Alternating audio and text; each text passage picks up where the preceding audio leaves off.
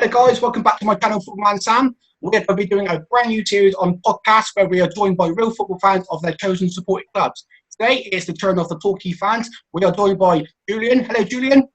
Hiya. Hello Luke, how you doing? Yeah, good, thank you. We're good. So I just wanted to firstly start by getting your guys' opinion on the season just gone. You know, was it what you were expecting, or were you hoping a bit more, or what was your take, Julian? We'll start by you. I would have been happy with mid-table to start the season, to be fair. And then when we got off to a really good start, I thought it's too good to be true. And then we picked up a number of injuries and started sliding down the league. And then you're looking over your shoulder. And then obviously COVID came and threw everything into oblivion. But I would have taken mid-table. Especially just coming back up from the National League South, you know? Yeah, you've seen it before when teams go up and they retain the same sort of squad. Yeah. And then they struggle, like we did when we went up from the National League to the second division back 10 years ago. Yeah. What was your take on the season just gone, Luke? Yeah, no, like Julian, I was very happy with mid-table. Certainly at the start of the season would have taken it, and actually at the end of it as well in reflection. I think we did really well to get that as well. So yeah. It leads on to my next question. So you say you were happy with mid-table. Is that something you would have took at the start of the season? Was that your expectation at the start of the season? I think, like a number of fans, like we were hoping we'd maybe push on towards the playoffs, which for a lot of time we showed signs of doing. Yeah. But I do think that mid-table were probably the most realistic. So yeah, happy with that, and certainly with the calibre of players we've got, and we improved as well, and new recruits that came in. I think mid-table in the end was probably fair enough, and I think there's something as well about moving perhaps too much too quickly, and actually having a season in the National League and coming mid-table, and I think that offers us real stability as opposed to pushing on too much too soon. And what about you, Julian? No, again, like Luke, I'd go along with that. I wouldn't have, maybe a playoff place might have been nice. I'd put money on 11th at the start of the season, and I'd have settled for that, to be honest. And of course, then we had the injuries come in, and Liam Davis particularly. You can kind of look at the season back to like the November Cup game up at Maidstone. Liam Davis broke his leg. He was a really good, experienced player to have in the back four when you had Niarte and Cameron next to him. And I think he was a major loss. And then they tried to fill in that position with loanies, and it never really worked. So you refer to the injuries. Would you say that's something that's halted your progress to push further up the table this season? Oh yeah, for sure. We started off with, we were looking quite good, and I was looking forward to a good cup run as well. Yeah. And then the wheels came off after the Maidstone game, and then obviously we got the hammering on Boxing Day in the rain the Oval. Yeah, Julian picks up on a really couple of interesting points there. I think certainly with the cup run, it was really, really disappointing to go to Maidstone and not to then get through. Particularly, I think they got Blackpool in the next round as well, didn't they? Which would have been a brilliant tie for us. So maybe that was one disappointment. I think as well. I think top half would have been nice. I think particularly considering we were so close to that at the end. Yeah. Down in fifth. Next season as well, and both this season, I think until we decide we really want to push on and get to League Two, I would like to see us have a real good go at the trophy as well. Yeah. I think that would be a really nice outing to Wembley for the fans. Yeah, no, obviously with you having Gary Johnson in charge, when he was obviously first appointed as Torquay manager, what was your first initial thoughts? Were you a bit surprised, or did you think it was a good appointment? And how do you think he's done so far? Luke? I was absolutely buzzing. He is, I obviously speak a bit biased now, but even at the time, he was known as one of the very best lower league managers. The results that he'd have, with Yeovil, But even up at Bristol City as well, that all being a bit higher, one game away from the Premier League back in 2008. I was really thinking, now in languishing in National League South as we were, how have we got Gary Johnson? On the back of everything that he's done. So I was absolutely buzzing. And yes, with that surprised as well. I think he's done brilliantly. To come in, we were struggling in National League South at the time. We shouldn't have been. We were by far the biggest club in that division at the time. But with the players he had, he shipped a load out. He got his a load in, and really put his own imprint on the squad. And I think that was really beneficial, necessary in terms of us then going on to win the league, and then keeping us up this season just gone as well. I think he shouldn't be overlooked as well. What about you, Julian? I was gobsmacked when he came on board, because all the talk had been Gary Owers was the board's man, and they were going to give him time. And even on the Tuesday, they'd given him a vote of confidence. We'd endured games like the Gloucester away game up at Evesham, and the fireworks incident, and the coffee being thrown over him, and he had to endure a lot, Gary Owers. But the football was just dour. And then Gary Johnson came in and just gave the club a complete immediately. So he did bring his own players in, and he made use of the loan market. But he did take the nucleus of the squad that Gary Owers had left and push them on and turn them into, not world beaters, but certainly champions of that league, where when you look at the infrastructure that Torquay have got in place, is the right place for them to be.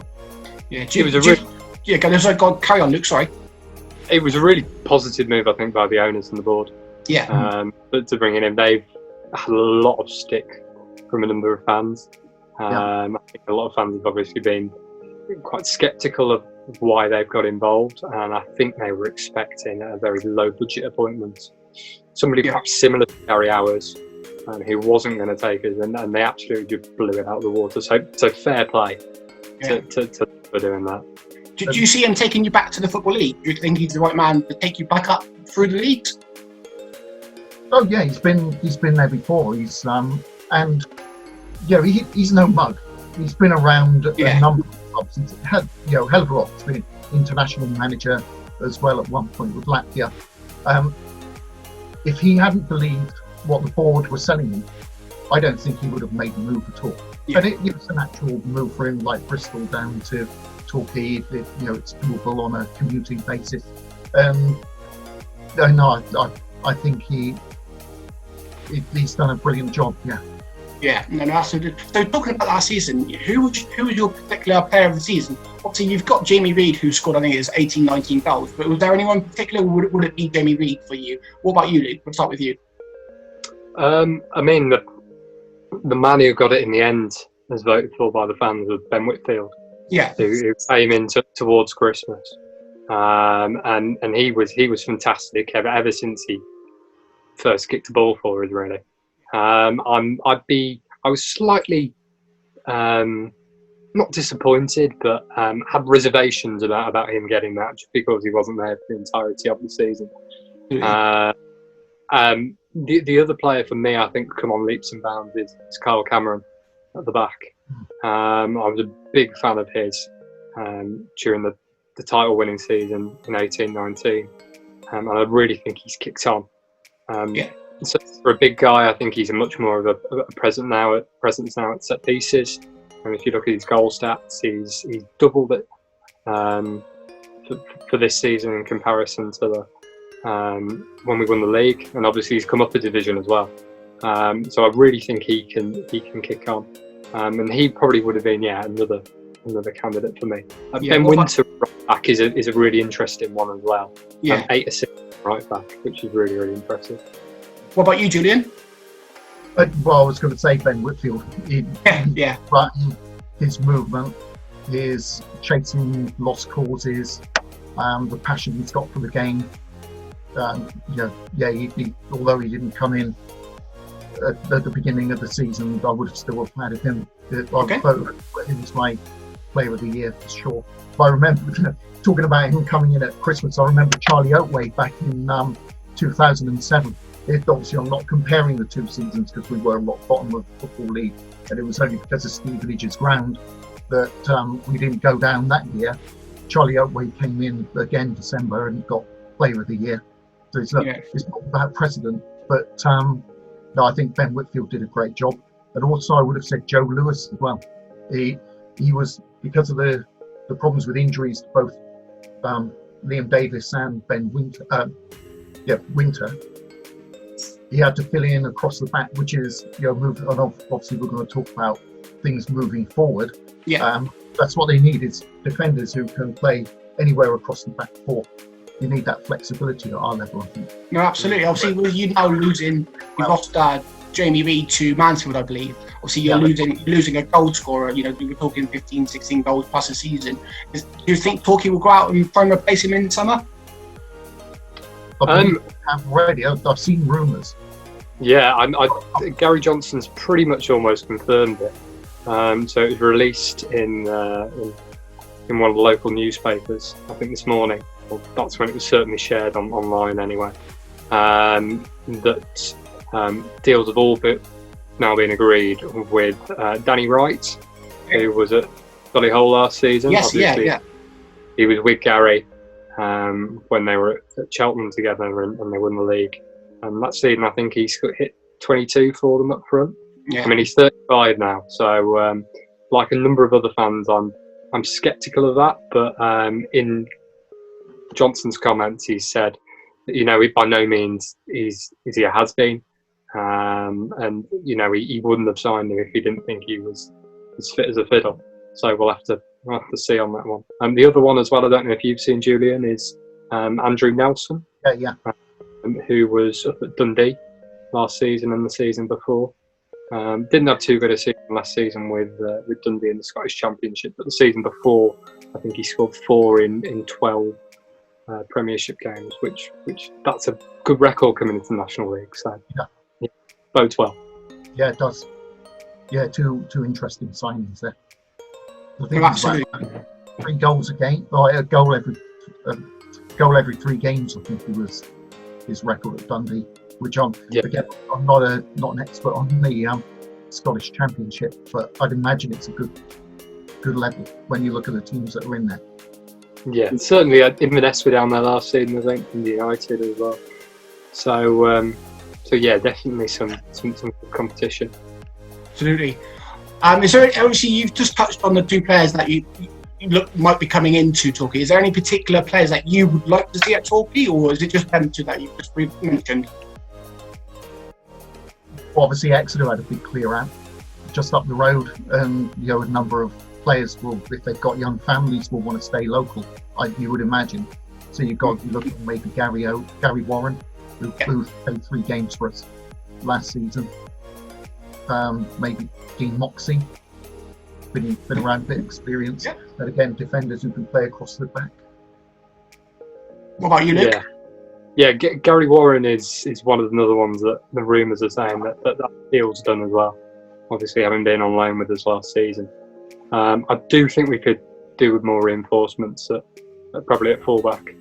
So I know Julian picked up on having defenders that can play across all of the back line, but Liam Davis is knocking on a bit now, and I think we'd certainly need some more youth there. So maybe Joe Lewis, who was mentioned just then, coming back on loan potential. That's another name I've written down. Joe Lewis. Okay, so we're looking forward to next season. Obviously, you mentioned the signings you'd like to see. What is your expectations for next season? Are you going to be happy with them with 15th, 14th, or would you like to see them try and push for playoffs, or even more? Who knows? It is football at the end of the day. So, what's your expectations for next season? Do you want to go, Luke? You can start. Whoever. Go for it. Yeah, I honestly think next season's going to be a good season because we put in place, or they're well managed now, the club on and off the pitch, and they've put in place a structure, and he guaranteed signing a number of the players that he wanted to keep from his squad. There are certain clubs who are going to be really hit by this COVID, Yes, yeah. And the closures and the furlough of staff, etc. A lot of them won't have been able to guarantee contracts for players that are in their existing squads, let alone look for new players. There are going to be a lot of players looking for a bit of stability. So I honestly think, obviously I don't know the financial wherewithal of every club in the National League, but I'd imagine Torquay will be better placed than a lot of them. Okay. The structure they've got in place, and therefore I think I'd be disappointed if we didn't make the playoffs. I don't want to touch wood. I don't want to jump the gun, but I honestly think next season, after a year of stability within the National League, looking at what everybody else has got going on, I think playoffs. Absolutely. And what about you, Luke? Yeah, I'd be really happy with the playoffs as well. If nothing else, even if we didn't take full advantage of them and go up, but just for the morale boost and show that progression. I would, as I said before, I'd really like to see us have a good crack at the cups. Go on a nice FA Cup run. I think that's the time to do it. You know, unless we think we're going to really go all out for promotion and put all our eggs in there. Go on a cup run and try and raise some funds, which are so essential at the moment. And as I say, the trophy would be nice as well. Yeah, brilliant. Well, that wraps it up for this podcast. It's been an absolute pleasure having you two on. I don't know whether you two have any socials, so we'll start with Luke. Do you want to shout out any of your socials, buddy? Yeah, you can find me on both Instagram and Twitter as L Prowse Baldwin. Brilliant. And what about you, Julian? No, first of all, other than the family Zoom quizzes. No problem. Well, thank you so much for coming on, guys. It's been an absolute pleasure to talk about Torquay United. But that wraps up. But thank you so much for coming on, guys. No, thanks very much for your time. No problem. Cheers, no problem. And if you are new here, make sure to drop a like and subscribe for more videos. Thank you, guys. Yeah, thanks a lot. Thank you. Cheers, man. See you later. Cheers.